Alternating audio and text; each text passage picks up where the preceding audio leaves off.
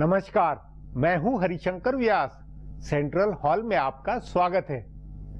यह सुखद आश्चर्य ही है जो अपने मौसम विभाग ने अप्रैल में मानसून की जो भविष्यवाणी की थी वह जस की तस सही निकली।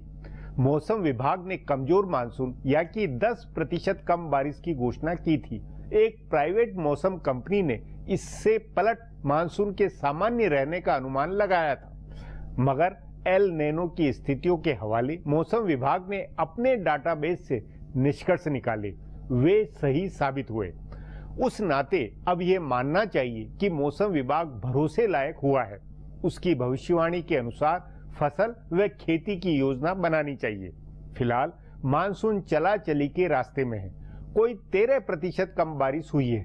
देश के कुछ हिस्सों में सूखे की स्थिति है। मोटे तौर पर गांव देहात में सुकूनदायी स्थिति नहीं है। कृषि क्षेत्र से आर्थिकी को बल नहीं मिलेगा, उल्टे दबाव बनेगा। यो अभी मुद्रास्फीति दर गिरी हुई है, मगर धान, दलहन, सब्जियों या कि खाद्य चीजों में तेजी मुमकिन है। गांव देहात में मांग घटेगी। बारिश में कमी से बांध और जलाशय खाली है।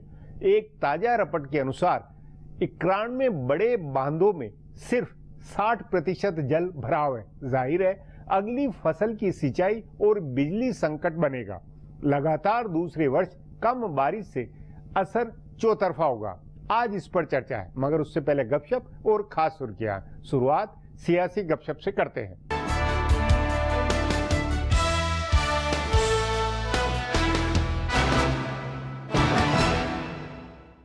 संसद के शीतकालीन सत्र में केंद्र सरकार के खिलाफ नई मोर्चेबंदी दिखेगी। विपक्ष पिछले सत्र की तरह बटा हुआ नहीं दिखेगा। एक मोर्चा कांग्रेस का होगा और एक दूसरा संघीय मोर्चा होगा। बिहार के चुनाव नतीजों के आधार पर नया मोर्चा बनेगा। अगर बिहार में जदयू, राजद और कांग्रेस का मोर्चा भाजपा को रोकने में कामयाब हो जाता है तो दिल्ली में कांग्रेस की कमान में एक बड़ा मोर्चा बनेगा। ये यूपीए का विस्तार होगा, जिसमें शरद पवार भी होंगे और करुणानिधि की पार्टी भी होगी। कांग्रेस के नेता इस रणनीति पर काम कर रहे हैं। कांग्रेस के जानकार सूत्रों का कहना है कि उनको नरेंद्र मोदी और नीतीश कुमार दोनों का खतरा है। भाजपा जीती तो मोदी से मुकाबला मुश्किल हो जाएगा और अगर महागठबंधन जीता तो राहुल के मुकाबले नीतीश के नेता बनने की संभावना ज्यादा हो जाएगी। सो कांग्रेस के नेता शरद पवार, HD देवगौड़ा, करुणानिधि आदि नेताओं के पहले से संपर्क में हैं और लेफ्ट के साथ भी तालमेल बना रहे हैं ताकि संसद के शीतकालीन सत्र में वे कांग्रेस के साथ रहें। अगर बिहार चुनाव में नतीजे कांग्रेस वाले मोर्चे के खिलाफ आते हैं तब संसद में कांग्रेस की कमान कमजोर होगी और तब संघीय मोर्चा हावी हो सकता है। बिहार में भाजपा की जीत के बाद लेफ्ट पार्टियां भी मुलायम सिंह यादव और कुछ दूसरी पार्टियों को जोड़कर अपना मोर्चा खड़ा कर सकती है। तब कांग्रेस के अलग थलग होने का खतरा ज्यादा है।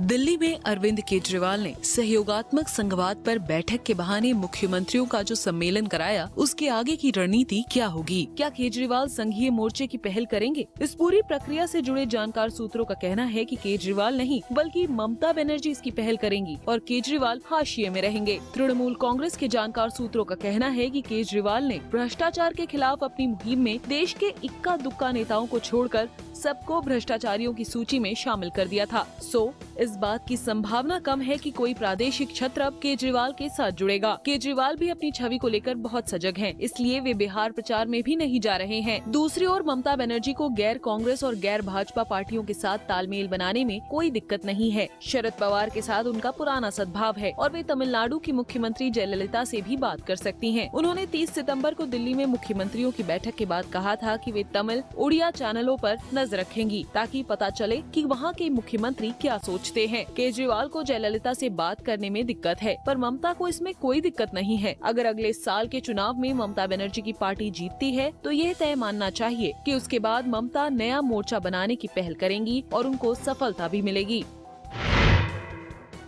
केंद्र सरकार के वरिष्ठ मंत्रियों के बाद अब सरकार के जूनियर मंत्रियों की बारी थी संघ को अपने कामकाज का ब्यौरा देने की। पिछले महीने दिल्ली में संघ प्रमुख मोहन भागवत की अध्यक्षता में 3 दिन की एक बैठक हुई थी, जिसमें प्रधानमंत्री नरेंद्र मोदी सहित उनकी सरकार के तमाम वरिष्ठ मंत्रियों ने हिस्सा लिया था। बताया जा रहा है कि सभी मंत्रियों ने संघ प्रमुख को अपने कामकाज का हिसाब दिया था। तब सरकार पर संघ के नियंत्रण का आरोप लगा था, जिसकी सफाई अभी तक दी जा रही है। इस बीच केंद्र सरकार के जूनियर मंत्रियों ने भी संघ के आला पदाधिकारियों से मुलाकात कर उनको अपने कामकाज का ब्यौरा दिया। बताया जा रहा है कि संघ के दूसरे नंबर के शीर्ष पदाधिकारी सुरेश भैयाजी जोशी और भाजपा के साथ समन्वय का काम देख रहे संयुक्त महासचिव कृष्ण गोपाल से राज्य मंत्रियों ने मुलाकात की। करीब 1 दर्जन राज्य मंत्री इन दोनों पदाधिकारियों से मिले। स्वतंत्र प्रभार के कपड़ा राज्य मंत्री संतोष गंगवार के घर पर हुई इस बैठक में विदेश राज्य मंत्री वीके सिंह भी शामिल हुए। भाजपा और संघ के पदाधिकारी ऐसी बैठकों को रूटीन मुलाकात मानते हैं, लेकिन इससे विपक्ष को हमला करने का मौका मिलता है। बहरहाल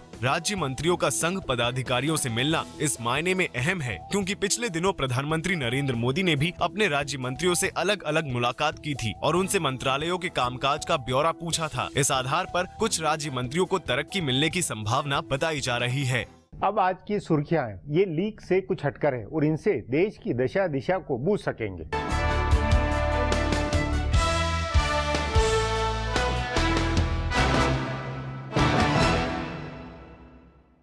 प्रधानमंत्री नरेंद्र मोदी ने चुनाव की घोषणा के बाद अपनी पहली चुनावी सभा में कहा है कि बिहार का भाग्य बदलने के लिए एक मजबूत सरकार चाहिए, जो भाजपा ही दे सकती है। अपनी पहली चुनावी सभा के लिए बांका पहुंचे प्रधानमंत्री ने कहा कि इस बार बिहार में 2 दिवाली मनेगी। एक दिवाली उस दिन मनेगी जिस दिन नतीजे आएंगे और दूसरी दिवाली तो आएगी ही। प्रधानमंत्री ने अपने भाषण में 24 घंटे बिजली मुहैया कराने का वादा किया और कहा कि 2022 तक हर गरीब का अपना पक्का मकान होगा। उन्होंने कहा कि वे बिहार के लोगों से प्रार्थना करने आए हैं। भारत को आगे बढ़ाने के लिए सबसे पहले बिहार को आगे बढ़ाना होगा। मुख्यमंत्री नीतीश कुमार पर हमला करते हुए मोदी ने कहा कि जो सरकार बिहार में है उसके हाथ में अगर केंद्र से 1 रुपया भी भेजा गया तो वो अपने अहंकार में उसे वापस लौटा देगी। इसी बहाने उन्होंने याद दिलाया कि कोशी की बाढ़ में उन्होंने गुजरात से 5 करोड़ रुपया भेजा था, जिसे नीतीश कुमार ने लौटा दिया था। प्रधानमंत्री ने अपनी अमेरिका यात्रा का भी जिक्र किया और कहा कि वहाँ भी बिहार के नौजवान उनसे मिलने आए और कहने लगे कि मोदी जी हमारा बिहार कब बदलेगा। मोदी ने कहा कि अमेरिका में बसे बिहारी नौजवानों ने उनसे कहा कि वे उनकी बात बिहार तक पहुँचा दें। उन्होंने कहा कि केंद्र ने आज बिहार के लिए खजाना खोल दिया है और ये कोई उपकार नहीं है, ये बिहार का हक है जो उसे पहले नहीं दिया जाता था।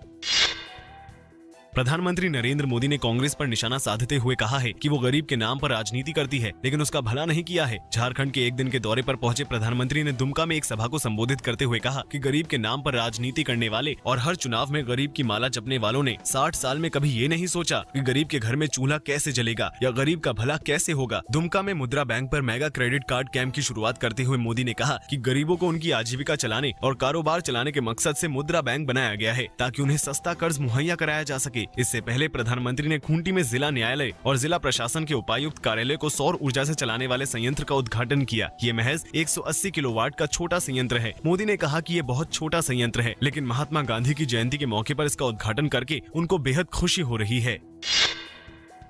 भारत ने इस साल पेरिस में होने वाले महासम्मेलन से पहले जलवायु परिवर्तन पर अपना रोड मैप जारी कर दिया है। भारत ने एक बेहद महत्वाकांक्षी लक्ष्य तय करते हुए अगले 15 साल में कार्बन उत्सर्जन की तीव्रता में 33 से 35% तक कटौती करने का फैसला किया है। ये कमी 2005 को आधार मानकर की जाएगी। इसका औपचारिक ऐलान केंद्रीय वन व पर्यावरण मंत्री प्रकाश जावड़ेकर ने किया है। सरकार ने यह भी फैसला किया है कि 2030 तक होने वाले कुछ बिजली उत्पाद में 40% हिस्सा कार्बन रहित ईंधन का होगा। भारत ने अपना ये प्रस्ताव संयुक्त राष्ट्र संघ को सौंप दिया है। राष्ट्रपिता महात्मा गांधी को उनकी 146वीं जयंती पर देश भर में श्रद्धांजलि अर्पित की गई। महान स्वतंत्रता सेनानी और पूर्व प्रधानमंत्री लाल बहादुर शास्त्री को भी कृतज्ञ राष्ट्र ने याद किया। महात्मा गांधी की 146वीं जयंती के मौके पर राष्ट्रपति प्रणब मुखर्जी, उपराष्ट्रपति मोहम्मद हामिद अंसारी और प्रधानमंत्री नरेंद्र मोदी ने आज सुबह उनकी समाधि राजघाट पर उन्हें पुष्पांजलि अर्पित की। इस मौके पर एक प्रार्थना सभा का आयोजन भी किया गया। कांग्रेस अध्यक्ष सोनिया गांधी, भाजपा के वरिष्ठ नेता लाल कृष्ण आडवाणी, केंद्रीय मंत्री वेंकैया नायडू, दिल्ली के मुख्यमंत्री अरविंद केजरीवाल और कई महत्वपूर्ण लोगों ने भी राष्ट्रपिता को श्रद्धा सुमन अर्पित किए। फिलहाल अब एक ब्रेक है, फिर खुलासा होगा।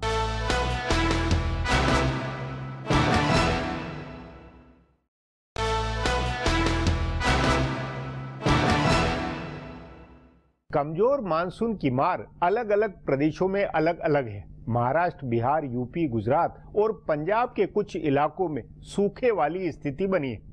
इसका अगले पूरे साल गांव देहात में असर होगा। तभी केंद्र सरकार ने मनरेगा में मजदूरी दिनों की संख्या बढ़ाई है। इस पर आगे चर्चा करें, उससे पहले देखें मेरा ये खुलासा।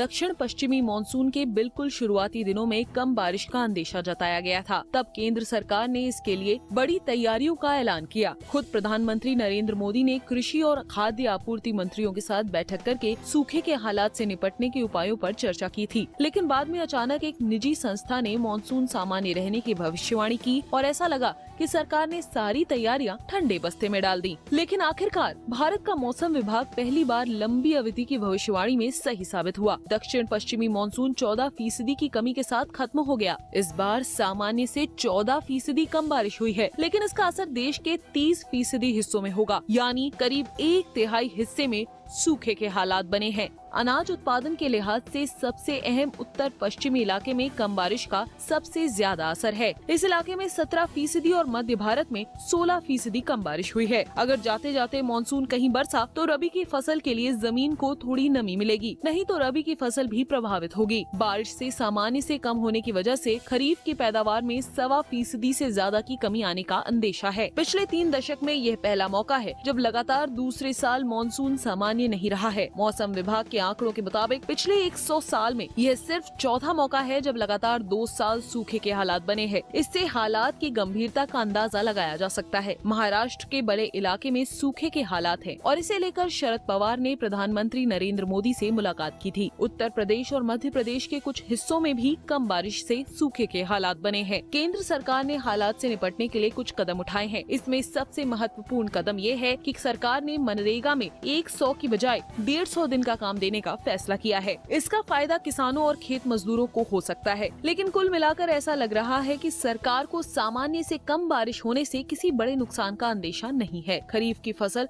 126 के बजाय 124 मिलियन टन होगी। 2 मिलियन टन यानी 20 लाख टन अनाज कम होने से अर्थव्यवस्था पर कोई बड़ा फर्क नहीं आएगा। महंगाई को लेकर भी सरकार का नजरिया कुछ ऐसा ही है। तभी महंगाई की आशंका से ब्याज दरों में कटौती नहीं कर रहे रिजर्व बैंक के गवर्नर रघुराम राजन ने एक बार में नीतिगत दरों में 0.5% की कटौती कर दी। इससे ये भी जाहिर होता है कि सरकार महंगाई से ज्यादा विकास दर को लेकर चिंता में है। उसकी पहली चिंता मांग बढ़ाने की है, इसलिए ब्याज दरों में कटौती की गई। सरकार आपूर्ति व्यवस्था में सुधार करके महंगाई पर काबू करना चाहती है। सरकार की कोशिश है कि महंगाई रोकने के लिए मौद्रिक उपाय नहीं करने पड़े। सरकार की चाहे जो सोच हो, लेकिन ये तय है कि कमजोर मानसून से किसानों का जीवन प्रभावित हो रहा है। किसानों की आत्महत्या थम नहीं रही है। कम बारिश से बांध में पानी भी कम जमा हुआ है, जिसका असर राबी की फसल पर होगा। इसलिए सरकार को अभी से प्रयास करने होंगे कि लगातार दूसरे साल राबी की फसल खराब न हो।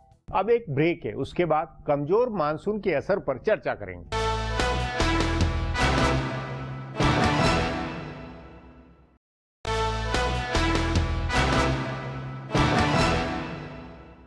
कमजोर मानसून का अर्थ यह भी है कि कृषि और उद्योग के दोनों चक्के सुस्त रहने हैं। सवाल है, केंद्र और प्रदेश सरकार कैसी तैयारियों में है? रिजर्व बैंक ने रेपो रेट कम करने, ब्याज दर घटाने के फैसले में क्या इस हकीकत को ध्यान में रखा है? इस पर चर्चा के लिए आज मेरे साथ आर्थिक मामलों के जानकार आनंद प्रधान हैं।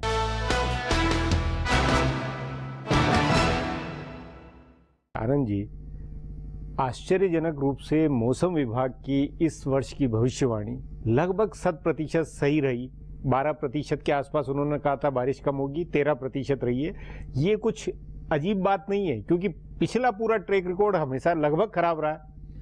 मेरी समझदारी है कि पिछले कुछ वर्षों से लगभग करीब वो पहुंच रहे हैं। इस बार ज्यादा एक्यूरेट है और अपने आप में इसके काफी महत्वपूर्ण, और इसे एक बहुत महत्वपूर्ण कदम माना जाना चाहिए कि अब हमारा मौसम विभाग और हमारे वैज्ञानिक मौसम का पूर्वानुमान करने में उनकी सिद्धहस्तता बढ़ती जा रही है और वो लगभग एक्यूरेट करने के करीब पहुंच गए। उस नाते किसान और सरकार अब उस भविष्यवाणी के आधार पर एडवांस में अपनी फसल सब तैयारी करे, ये मान के चलना चाहिए, ये कहना चाहिए। मुझे लगता है कि इस बार जिस तरह से ये प्रेडिक्शन सही हुए हैं, उसका तो सीधा इंप्लीकेशन या नतीजा यही निकाला जा सकता है कि किसानों को भी और उससे ज्यादा सरकार और पॉलिसी मेकर्स को इस पर जरूर ध्यान देना चाहिए कि इसके प्रेडिक्शन के मुताबिक खास करके मॉनसून सबसे ज्यादा महत्वपूर्ण है। और उस मॉनसून के जैसा हम समझते हैं कि इकोनॉमी और खास करके एग्रीकल्चरल इकोनॉमी उस पर बहुत ज्यादा डिपेंडेंट है, उसके लिहाज से इस भविष्यवाणी को और गंभीरता से लेना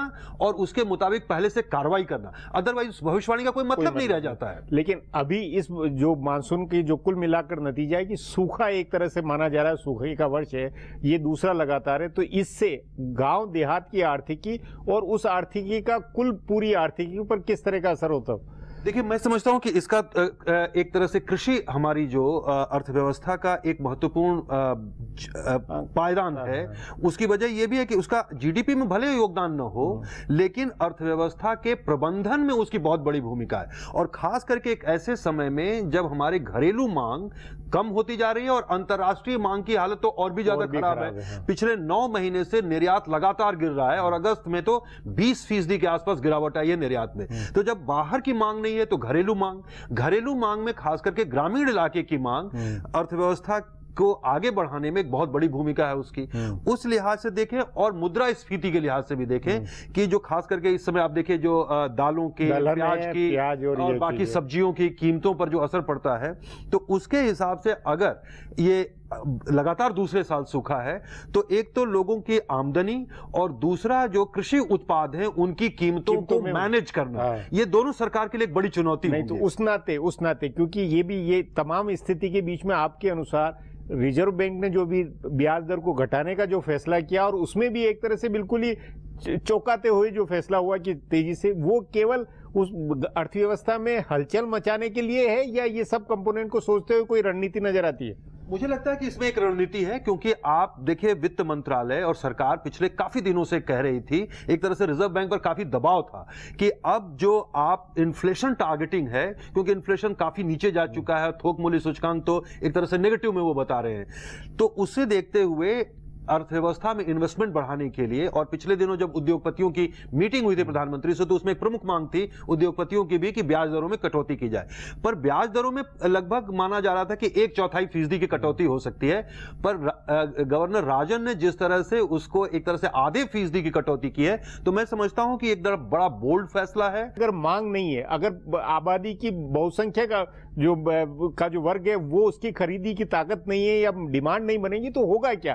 तो इसलिए ये कैसे हो? देखिए, जैसे पिछली बार भी हम लोगों ने इस पर बातचीत की थी, तो एक तो सरकार ने ये कहा कि हम मनरेगा का पैसा रिलीज करने और सूखे वाले इलाकों में 150 दिन करेंगे, तो ये जरूर करना चाहिए और उसको जोर शोर से बढ़ाना चाहिए। दूसरी जो महत्वपूर्ण बात है कि बार बार हम लोग इस बात को कह रहे हैं कि बैंक जो है खुद पैसा देने को लेकर बहुत तत्पर नहीं है, क्योंकि उनके पास एनपीएज हैं, और एनपीएज की एक बड़ी वजह है कि बिजली सेक्टर से लेकर कई सेक्टर्स में पिछले 3-4 सालों में जो मेस क्रिएट हुआ है उसके कारण वो है। तो बैंक बहुत रिलक्टेंट है पैसा बड़े पैमाने पर निवेश करने के लिए, भले ब्याज दरों में कटौती कर दी जाए। तो इस समय जरूरत है कि सरकार अपना निवेश बढ़ाए। मेरा यह कहना है कि अभी की जो मौजूदा परिस्थितियां हैं और जो अंतर्राष्ट्रीय अनिश्चितता है, चीन की घटना के बाद चीन में जिस तरह से स्थितियां बनी हैं, उसके कारण भारतीय बाजारों पर भी और भारत की अर्थव्यवस्था पर भी बहुत दबाव है। पर कुछ मामलों में अनुकूल भी है कि जो कमोडिटीज की प्राइसेस गिरी हैं उसका फायदा भी है, वो फायदा बहुत बड़ा है, भारत को फायदा है। तो इस समय आप थोड़ा सा अपना जिसको कहते हैं खजाने का मुंह खोल सकते हैं, और अगर वो खोलें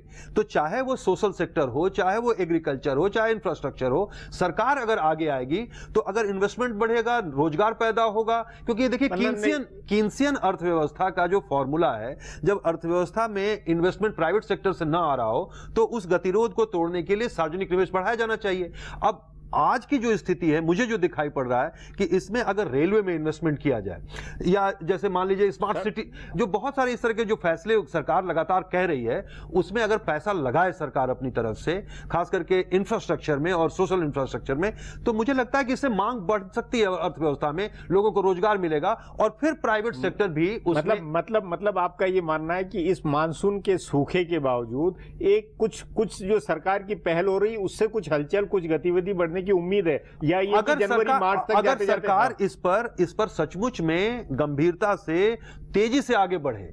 लेकिन सवाल यह है कि कह तो रही है, लेकिन क्या वो खर्च कर रही है? क्या वो खर्च बढ़ रहे हैं? क्या नए प्रोजेक्ट्स पर पैसा लगाया जा रहा है? क्या नए प्रोजेक्ट्स पर बढ़ रहे हैं? जैसे ये कहा गया था कि 30 किलोमीटर प्रतिदिन रोड बनाए जाएंगे, हाईवेज, क्या वो बन रहा है? वो नहीं बन पा रहा है। क्या रेलवे में उस तरह का इन्वेस्टमेंट हो रहा है? वो नहीं हो पा रहा। तो ये इसको सुनिश्चित करना एक टाइम बाउंड कि भाई 1 महीने में हमें इतना करना, ज्यादा बड़ी चुनौती और इसको जल्दी करना चाहिए। इंप्लीमेंटेशन का सवाल है, क्योंकि बातें तो बहुत हुई हैं। आप देखिए कि तमाम लोग जो ये कह रहे हैं कि अब इंप्लीमेंटेशन इलेक्शन का समय है, तो इंप्लीमेंट करना बहुत ज्यादा। जी आनंद जी, बातचीत को यहीं समाप्त करेंगे। प्रोग्राम में आने के लिए बहुत बहुत धन्यवाद। हमारा प्रोग्राम अब यहीं खत्म होता है। आग्रह है कि प्रोग्राम पर अपनी राय hsvyas@nayaindia.com पर ईमेल करके बताएं या hsvyas@twitter पर जाहिर करें।